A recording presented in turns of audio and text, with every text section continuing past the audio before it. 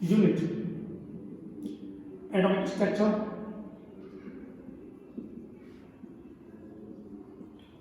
परमाणु संरचना,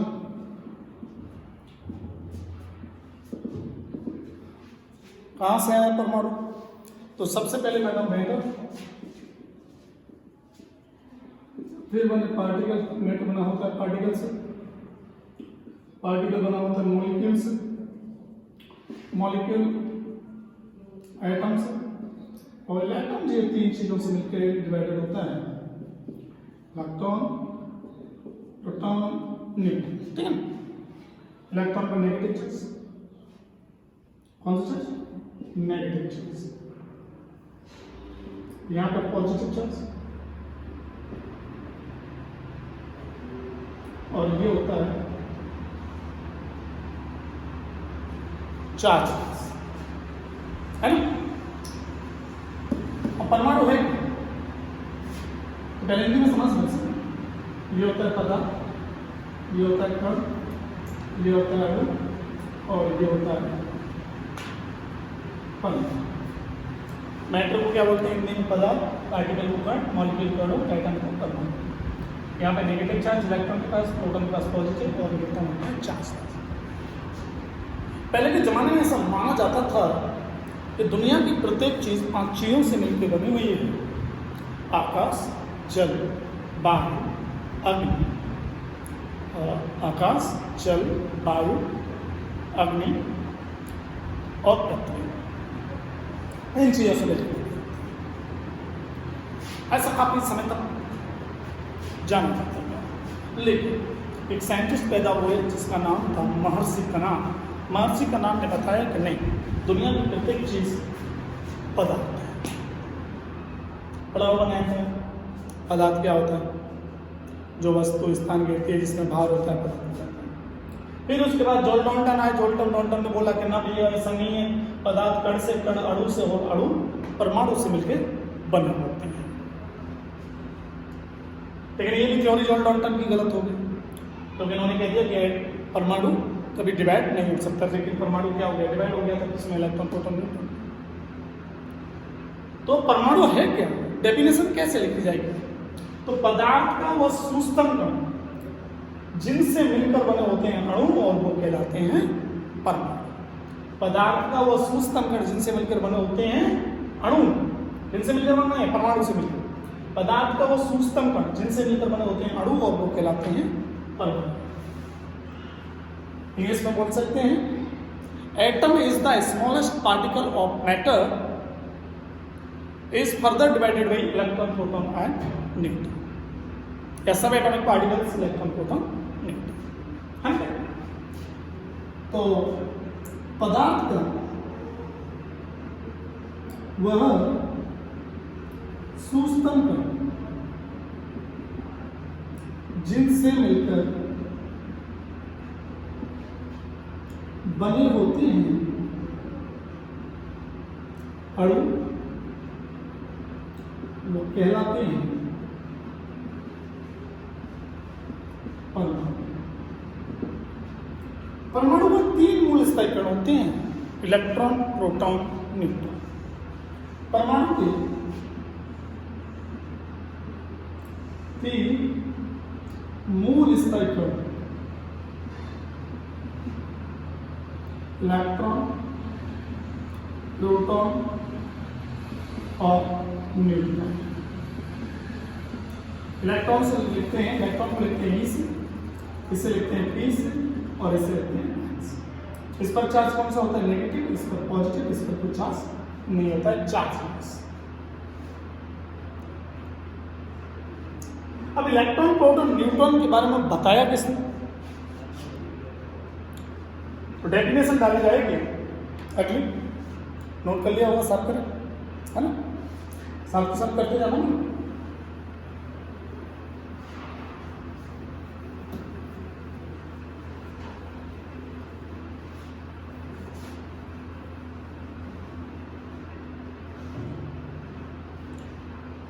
तो टॉपिक है इलेक्ट्रॉन की खोज।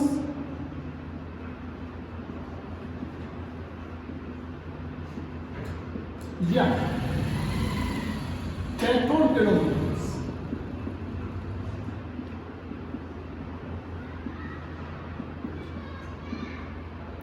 Discovery of electron या discovery of cathodes.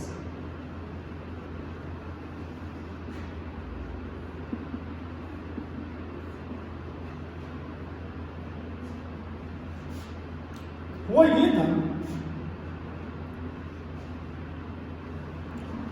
Julius plugger ने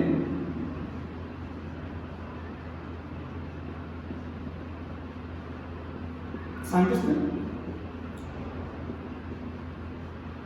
जूलियस प्लगर। कई लोगों ने माइकल फैराडे का भी नाम है, लेकिन ये नाम से जूलियस प्लगर ने एक डिस्चार्ज ट्यूब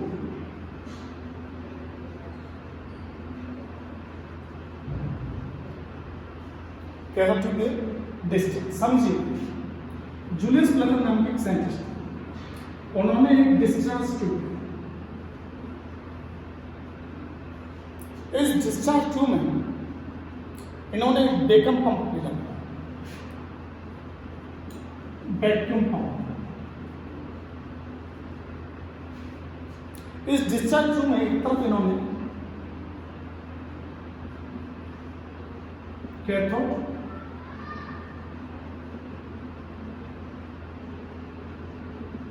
और एक तरफ इन्होंने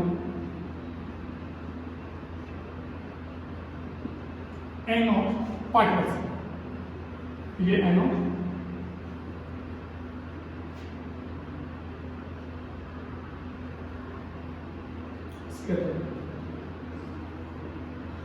और ये इन्होंने हाई वोल्टेज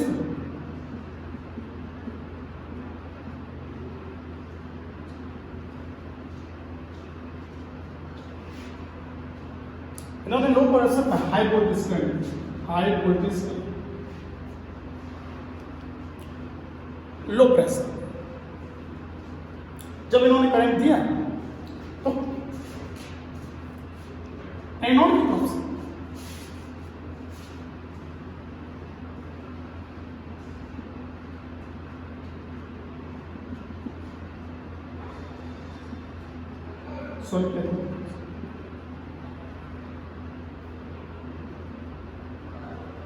कैथोड की तरफ से कुछ अदृश्य किरण निकली, जिन्होंने एनोड के पीछे की दीवार पर एक चमक उत्पन्न की।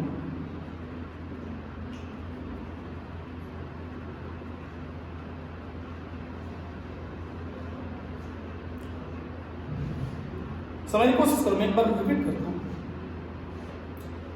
Discovery of electron and discovery of cathode rays.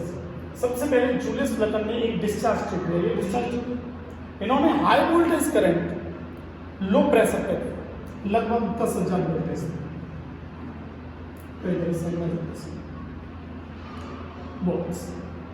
Current, जैसे इन्होंने करंट दिया तो कैथोड की तरफ से कुछ अदृश्य करंट दिया, जिन्होंने एनोड के पीछे की दीवार पर एक चमक उत्पन्न। कैथोड से निकली इन रेजों, जैसे गंगा से निकले हुए पानी को क्या कहा जाता है? गंगा जल। ऐसे ही कैथोड से निकली हुई रेज को कैथोड रेज।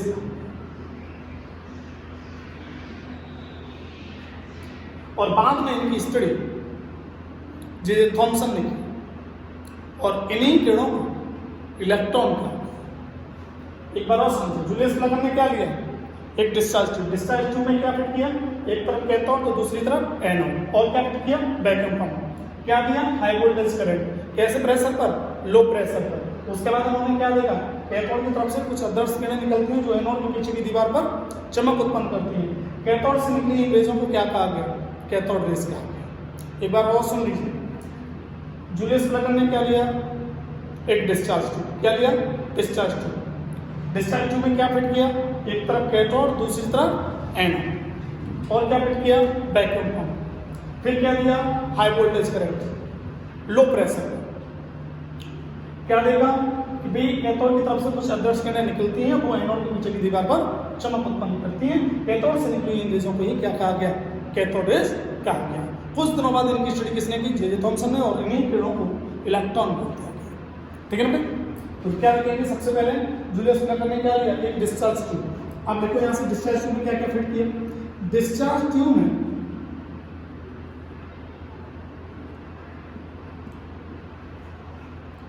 एक तरफ कैथोड तो दूसरी तरफ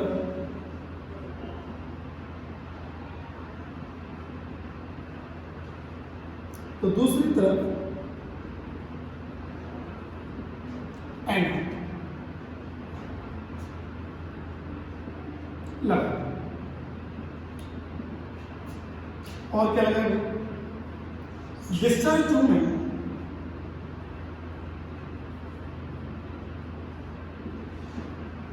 एक वैक्यूम पंप भी है।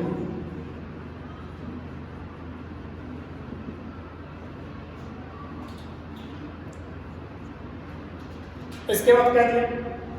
आफ्टर दैट इसके बाद इन्होंने हाई वोल्टेज करंट, समझ जाना क्या लिखा है? समझ जाओगे ना? क्यों नहीं समझ पाओगे? High voltage current. इसके बाद इन्होंने high voltage current low pressure करना प्रवाहित। अब ऑब्जर्वेशन देखा क्या है? ऑब्जर्वेशन अच्छा इन्होंने देखा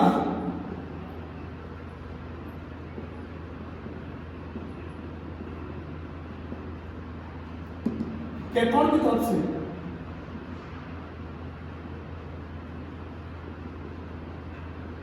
कुछ अदृश्य किरणें निकलती हैं जो एनोड के दीवार के पीछे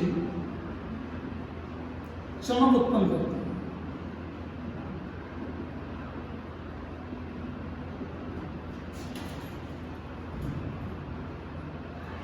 कैथोड से निकली हुई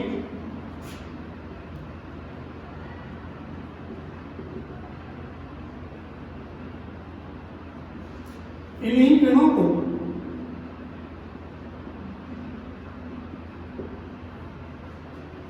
cathode Kiran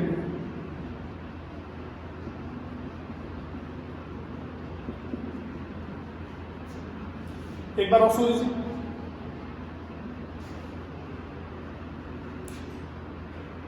Julius Plucker took a discharge tube and discharge tube fitted one side anode and other side cathode and fit vacuum pump. And after that high voltage current, starting high voltage current at very low pressure. And he observation the side of cathode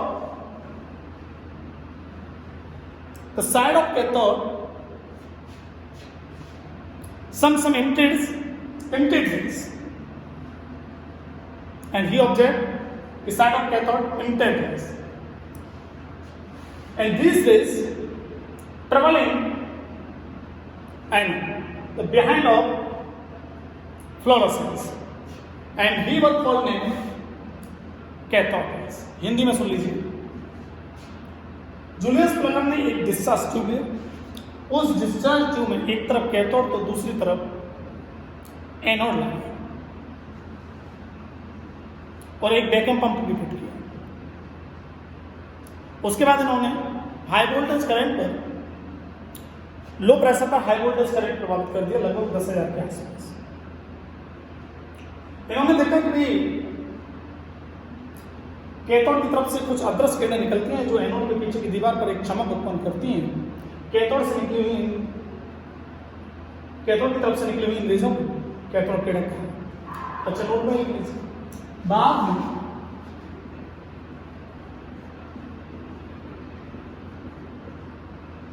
J Thomson ने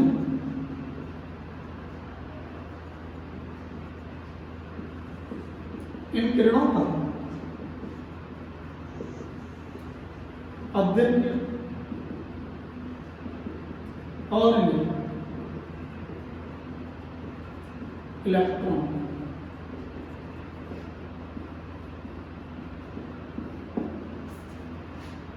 ठीक है okay.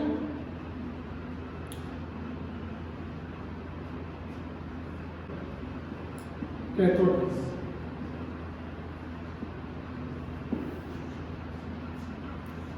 Cathode किरणों की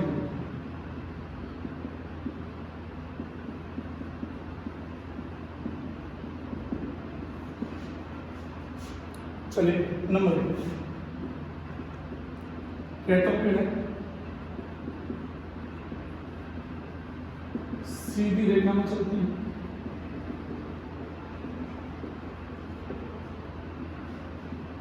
cathode किरण धातु की पतली पन्नी को भेद कर कैथोड किरण धातु की पतली पन्नी को भेद कर आर पार निकल जाती है। कैथोड किरण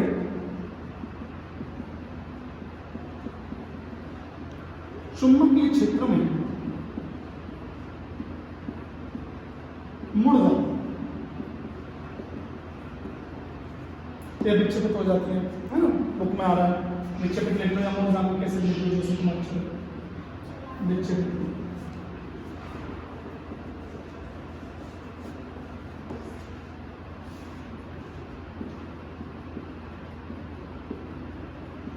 कैथोड किरण एक्स रे से